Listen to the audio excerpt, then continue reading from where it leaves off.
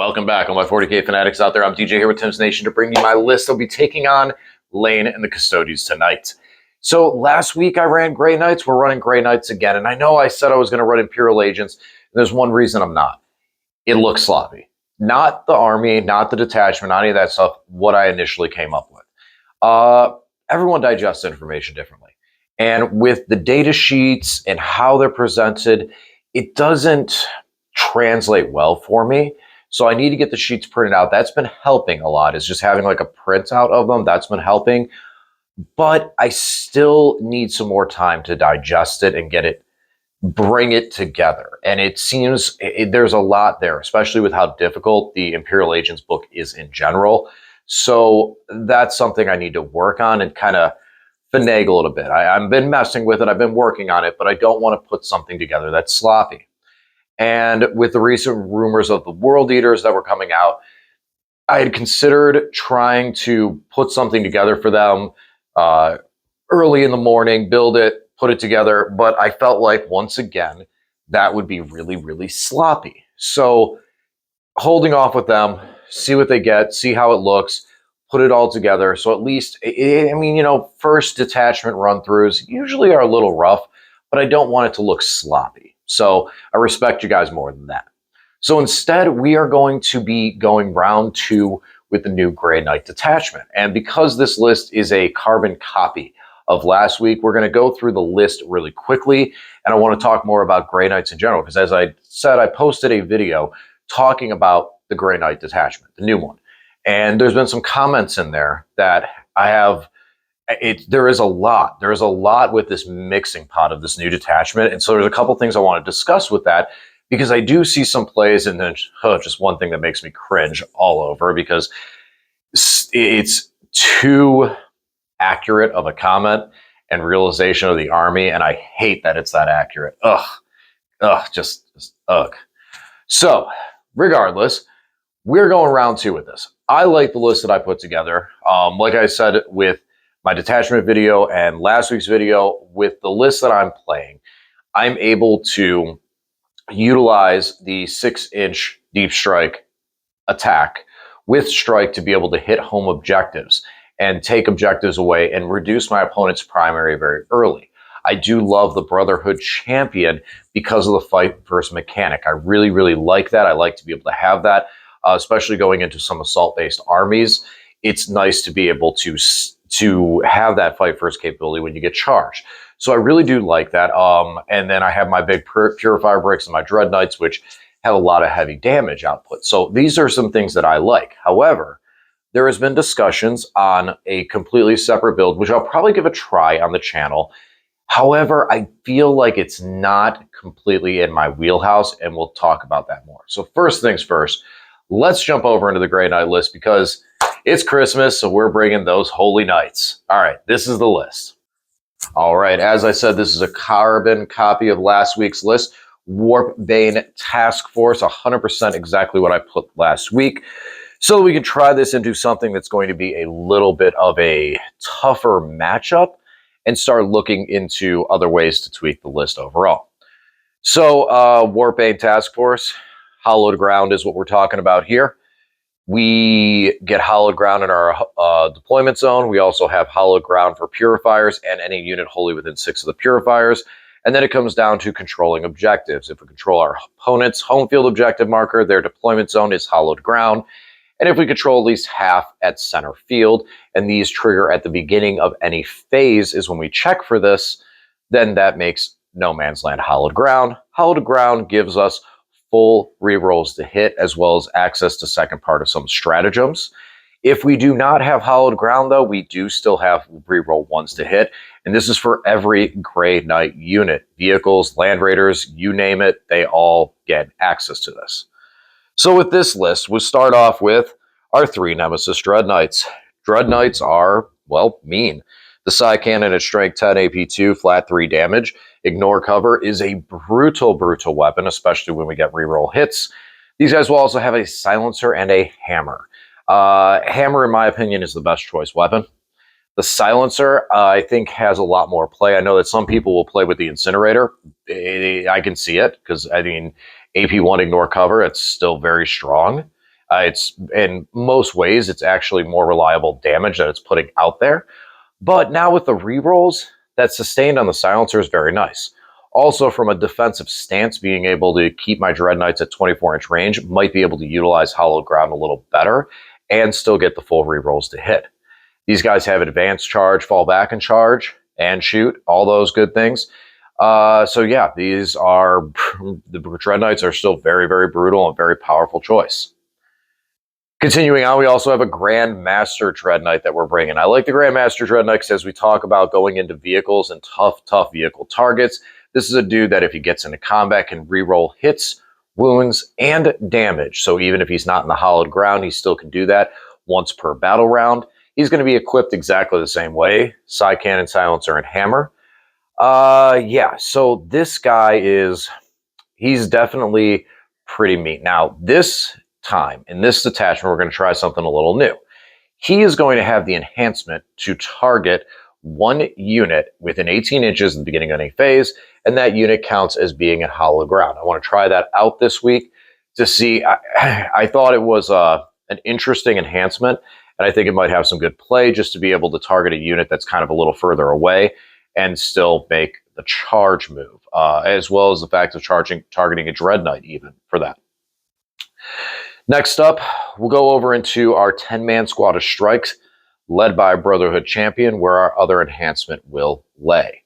So the 10-man squad of strike, these guys are OC2 and they're all going to have close combat weapons. These guys are a primary target for the drop within 6 inches and charge and be able to take an objective at the end during the charge phase at the beginning of the fight phase, and then have the Hallowed Ground buff.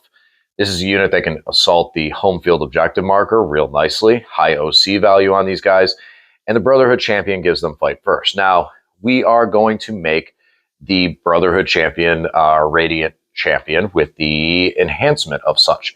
This gives him precision, which he already had, but the bigger thing is being able to do mortal wounds when he hits and being able to do just for anything that is a wound. Originally, I gave him stealth. It feels like the stealth is just kind of lackluster. So I want to try this out. I know a lot of people are running this on a Tech Marine who has 8 attacks, but I do like the volume that the Brotherhood Champion can put out, especially being able to get full rerolls to wound without the catering of a Razorback, just as long as there's a character in the unit. So these guys, as well as with the Grandmaster being able to target a unit and give them count as Hallowed Ground, means that these guys can actually charge into something that's not on an objective marker and still have those full rerolls to hit going into those things.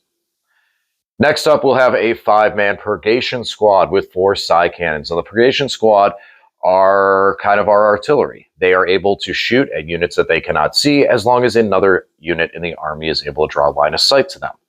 These guys are going to have 4 psycannons, which means most of the time when they shoot, you're going to get cover, and that AP1 is not really going to matter. But it's still 3 shots per gun, giving 12 shots out of the unit, with a good chance on home field areas, and even on objective markers out in no man's land, that these guys can go full rerolls to hit, so the volume of hits is still there. Strike 9, pretty good to put the wounds through, and then just make them make saves.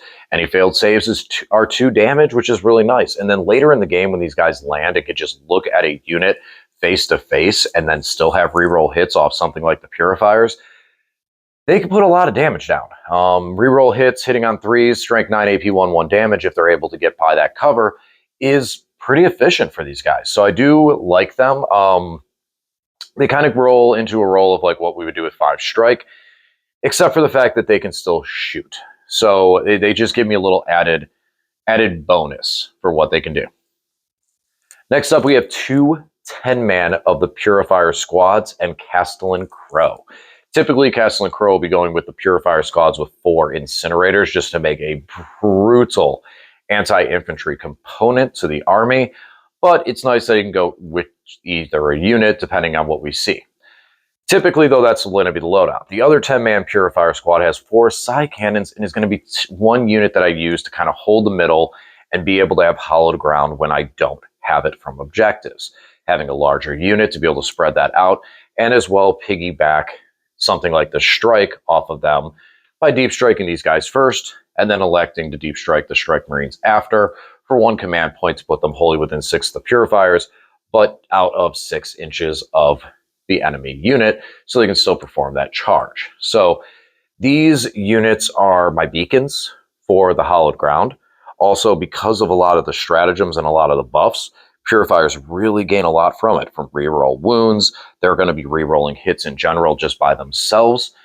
Purifiers are pretty nasty, as we're going to talk about more in a minute with what they can do.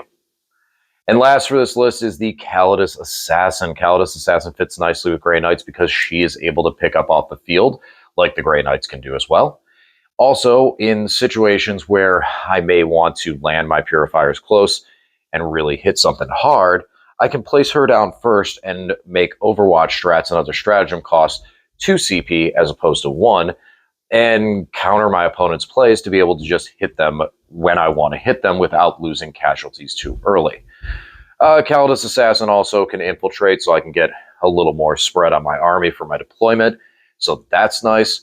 But mostly it's the up-down factor, having something else to do secondary. She kind of rolls with the Purge Squad in a unit that can do actions and complete actions while other elements of my army are trying to do damage.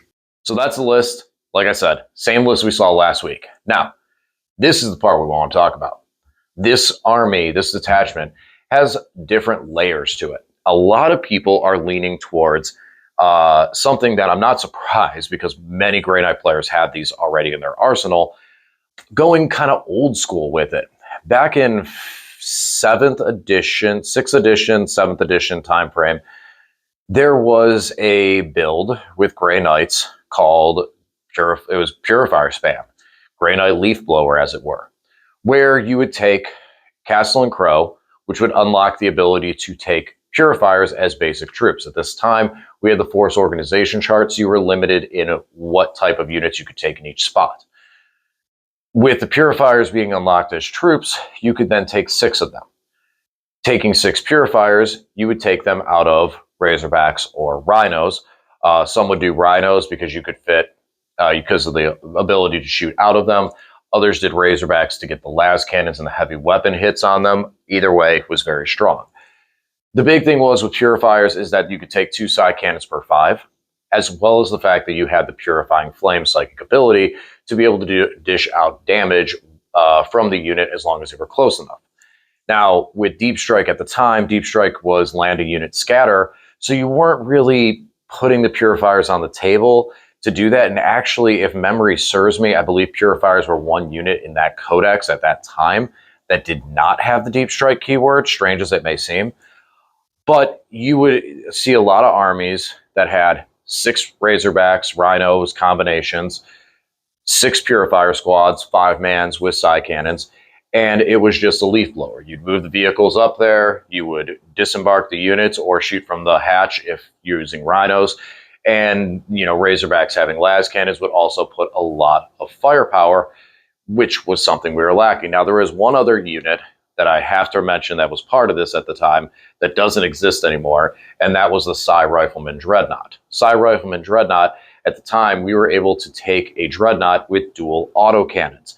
On top of it, you could take an upgrade for your vehicles for 5 points that gave you Psi ammunition, which gave you +1 strength, and I believe +1 AP to the guns' specific weapons. And autocannons were one of those specific weapons. It was like autocannons, heavy bolters, storm bolters, etc. But it was an upgrade.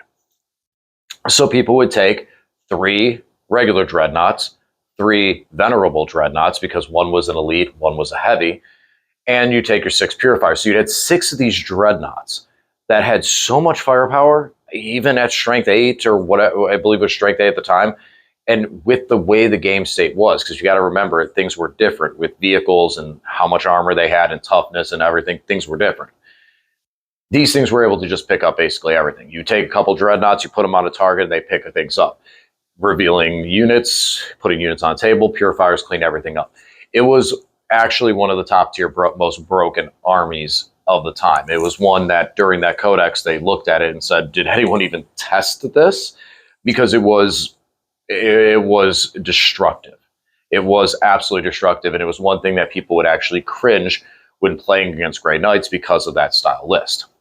So I bet there's probably a bunch of people that do have Razorbacks and Rhinos and Purifiers from that time frame to be able to put out there. Now, fast forward to 2024, on the cusp of 2025, we see the Warbane detachment that boosts the Purifiers again.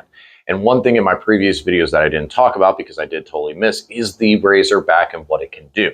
The Razorback, when it shoots at a target, you can elect one of the targets, and if your unit disembarked from the Razorback that turn and shoots at the unit that was also shot at by the Razorback, they can re-roll the wounds. Now, the Razorbacks typically will probably come with a Hunter Killer, a Storm Bolter, and your choice of weapon. Las Cannon seems kind of good because of the fact that we don't have a lot of heavy anti-tank weaponry, so that kind of seems like a good choice.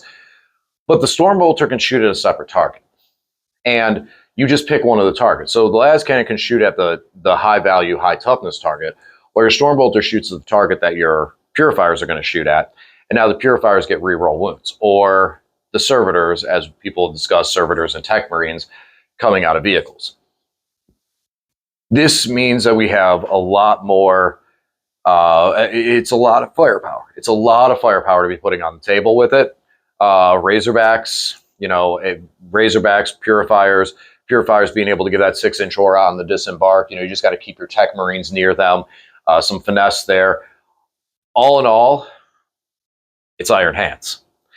And it's what we've seen from Iron Hands many times before. And that's the cringe part, because I am a player who has played in many, many, many generations where Space Marines get a new book, Space Marines get an update, Space Marines get something, and immediately Iron Hands move to the top of the spectrum. Iron Hands are just dominating the meta. It's Iron Hands, it's Iron Hands, Iron Hands, Iron Hands.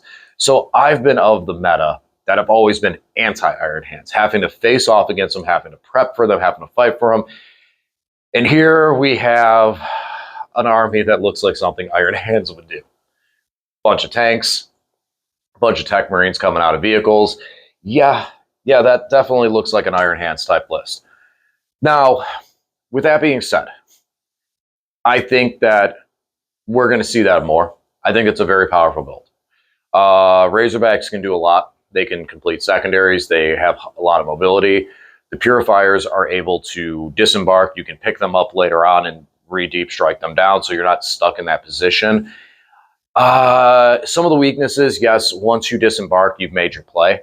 So you really need to make sure you hit and hit hard. Otherwise, you could end up losing a lot of that stuff in return. But you can move block with Razorbacks. You can get in really strong position for those. You can charge with the Razorback, even though you can't charge with the unit that disembarked when the Razorback moved, if you do it in that sequence. But you can still charge with the Razorback to lock stuff up. There's a lot of play out of it, and I think it's going to be a very powerful build, and it might be the most powerful build to play out of this, as far as things are seen. I think there are some armies that can really hurt it bad.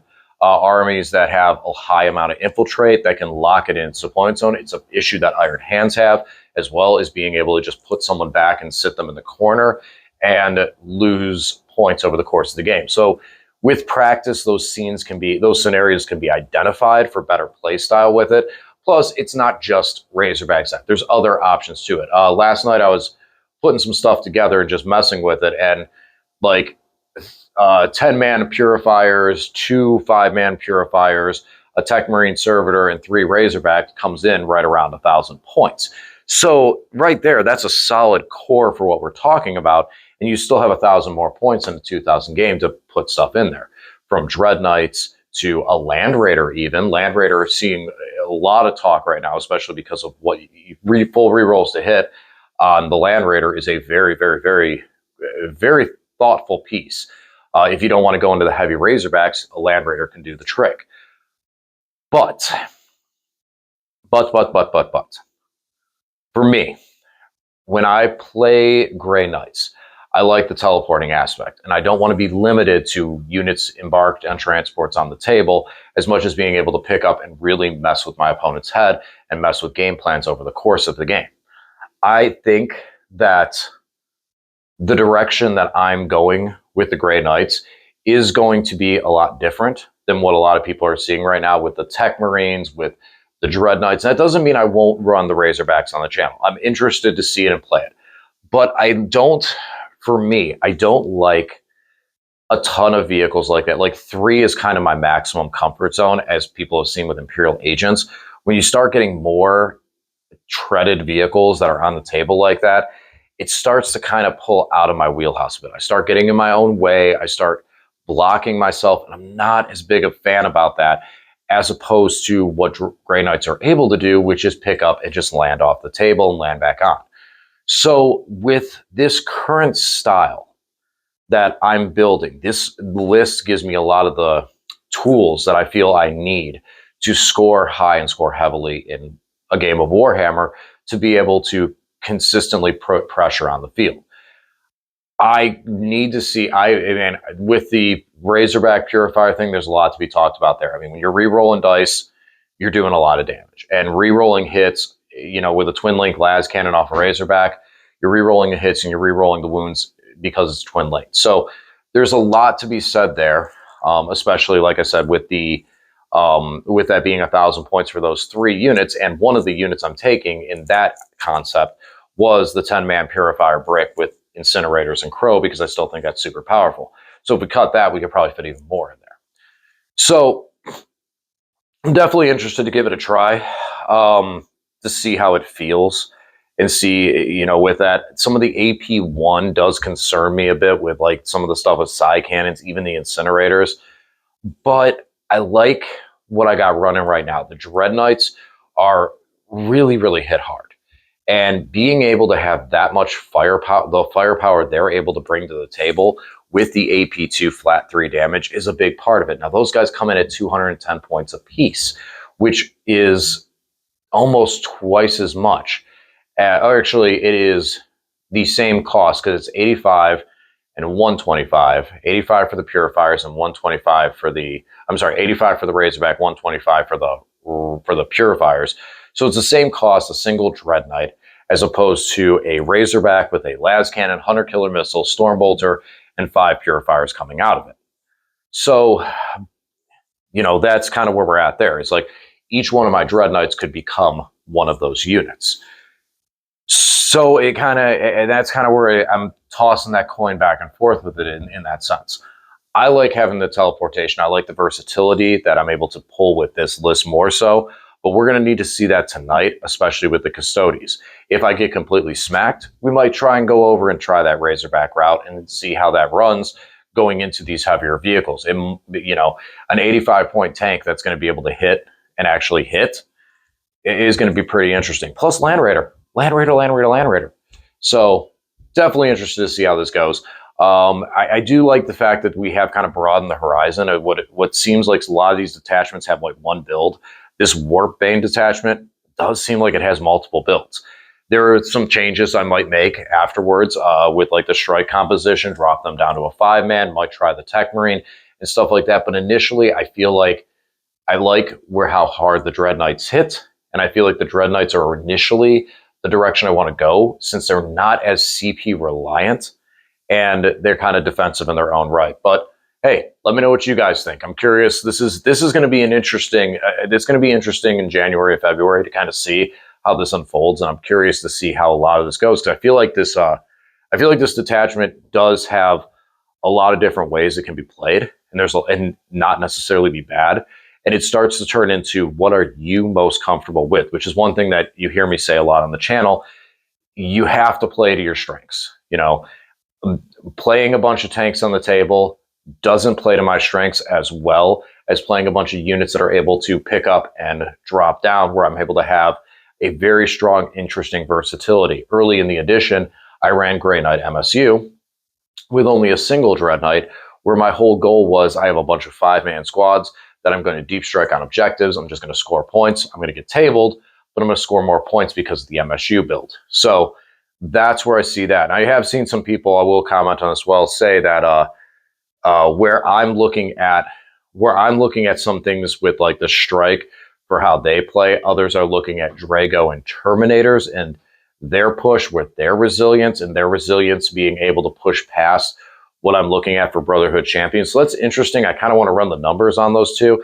I mean, Drago is $125, and then our Terminators, I think, are like 200, so it's like 325 there, where I could go down to a 5-man squad of strike at like 115, 120 points, and then a character on there and coming in around 200. So we're still saving 100 points, but you need that one command point to drop in to be able to then complete that charge. So it's interesting kind of points for points, pound for pound, how that kind of breaks down. Because like you said, you can take Drago and get the +3 charge, and you're still getting that similar ability without the stratagem. So that's very interesting on that side of the play as well too, because Terminators have that super high OC value. So it is something interesting that I'm gonna mess with a little bit here. Right now, I'm really digging that Brotherhood Champion. I don't feel like he gets enough play, doesn't get enough credit for what he can do. So I do really like him, and I'm going to see how he plays out a little bit longer. But I do, some of those other builds you'll see here in the future. I got to get some Razorbacks. So surprisingly, I'm the one Grey Knight player who played during that era of Purifier spam, and I played Drago Wing. I played Paladins, and Drago was a Death Star with those guys. So I don't actually own a Razorback or a Rhino for Grey Knights because I only just ever teleport around. I got Rhinos for World Eaters, but I don't have any Rhinos or Razorbacks for Grey Knights. So I gotta work on that a little bit. So, all right, it's been good talking, and we'll get over to the game, see what Lane's going to be bringing. So as always, thanks for watching. I'll talk to you again soon.